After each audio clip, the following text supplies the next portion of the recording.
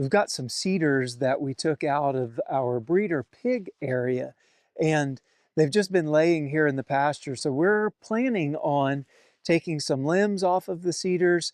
Come along with me as we try out this product